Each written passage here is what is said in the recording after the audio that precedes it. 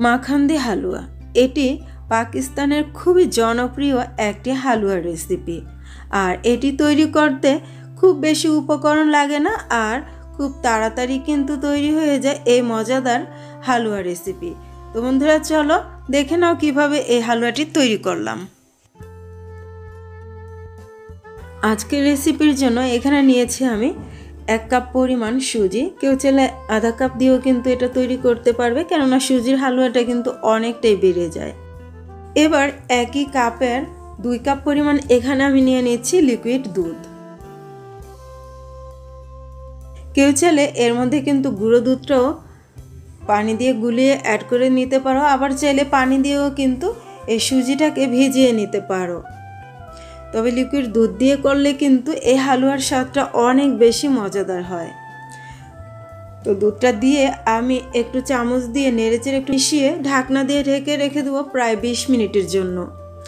এতে করে সুজিটা খুবই নরম হতে পারবে আর সুজিটাও ফুলে অনেকটাই বেড়ে যাবে। তো 20 মিনিট পর আমি ফিরে আসলাম। চুলায় প্যান বসিয়ে দিয়েছি, আর এখন এর মধ্যে 2 চা চামচের মতো আমি ঘি দিয়ে দিলাম। এবার এর মধ্যে কিছু বাদাম আমি ভেজে নেব। তো এখানে আমি নিয়েছি কাজু বাদাম, পেস্তা বাদাম আর কাঠবাদাম, সাথে কিছু কিশমিশ নিয়েছি। এগুলো আমি ভেজে নিচ্ছি। ঘিয়ের মধ্যে ভাজলে অনেক সুন্দর একটা ফ্লেভার আসবে।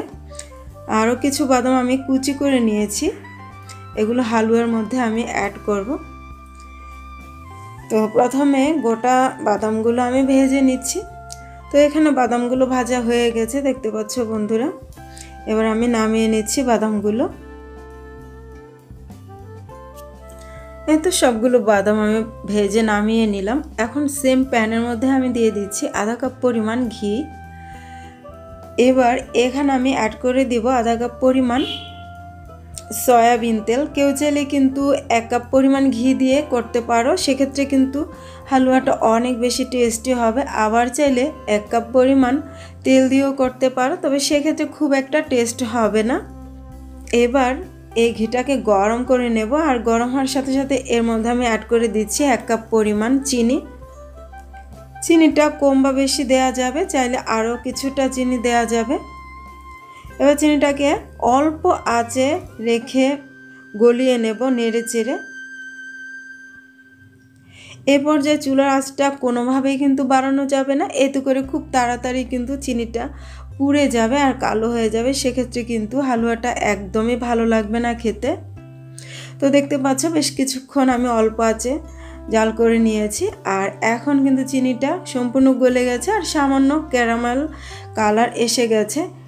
দেখতে পাচ্ছ খুব সুন্দর একটা কালার চলে আসছে। এই পর্যায়ে এখানে অ্যাড করে দেব আগে থেকে ভিজিয়ে রাখা সেই সুজি। দেখতে পাচ্ছ সুজিটা অনেকটাই ঘন হয়ে গেছে। এখন সুজিটা সরাসরি এই ঘিয়ের মধ্যে ঢেলে দিচ্ছি। তবে এই কাজটা কিছুটা সাবধানে করতে হবে, কেননা এ পর্যায়ে কিন্তু তেলটা ছিটে আসতে পারে। সেজন্য অবশ্যই সাবধানতার সাথে এই কাজটা করতে হবে। দিয়ে সাথে সাথে অনবরত নাড়াচাড়া করতে হবে এই সুজিটা। তো অল্প আঁচেই এই হালুয়াটাকে রান্না করে নিতে হবে। তো এর মধ্যে সামান্য পরিমাণে কিছুটা লবণ অ্যাড করে দিয়েছি, সেটা তোমাদের সাথে দেখাতে পারলাম না। কেউ চাইলে কিন্তু লবণটা স্কিপ করে নিতে পারো। যারা মিষ্টি খাবারে লবণ পছন্দ করো তারা অবশ্যই লবণটা অ্যাড করে দেবে। তো দেখতে পাচ্ছ 3-4 মিনিটের মধ্যেই কিন্তু হালুয়াটা প্রায় হয়ে আসছে। কালারটা কত সুন্দর আসছে দেখতে পাচ্ছ। এখন আমি কুচি করে রাখা বাদামগুলো এখানে অ্যাড করে দিলাম। এরপর খুব ভালো করে মিশিয়ে নিচ্ছি। হালুয়াটাকে অনবরত নেড়ে চেড়েই রান্না করতে হবে, কেননা সুজিটা যেন দলা পেকে না যায়। এর মধ্যে আমার হালুয়াটা কিন্তু একদম কমপ্লিট হয়ে গেছে। দেখতে পাচ্ছ আমি একটি প্লেটে নিয়ে নিচ্ছি কিছুটা তোমাদের সাথে শেয়ার করার জন্য। এই তো প্লেটে নিয়ে নিয়েছি, আর উপর থেকে আমি সেই আগে থেকে ভেজে রাখা গোটা বাদামগুলো আর কিশমিশগুলো ছড়িয়ে দিয়েছি। দেখতে পাচ্ছ কতটা লোভনীয় হয়েছে। আর এই হালুয়াটা খেতে কিন্তু অসম্ভব মজাদার ছিল। যারা এখনও খাওনি তারা অবশ্যই একবার হলেও ট্রাই করে দেখতে পারো। খুবই অল্প সময় লাগে এই হালুয়াটা তৈরি করতে। আশা রাখছি রেসিপিটি ভালো লেগেছে। আজ এই পর্যন্তই। আল্লাহ হাফেজ।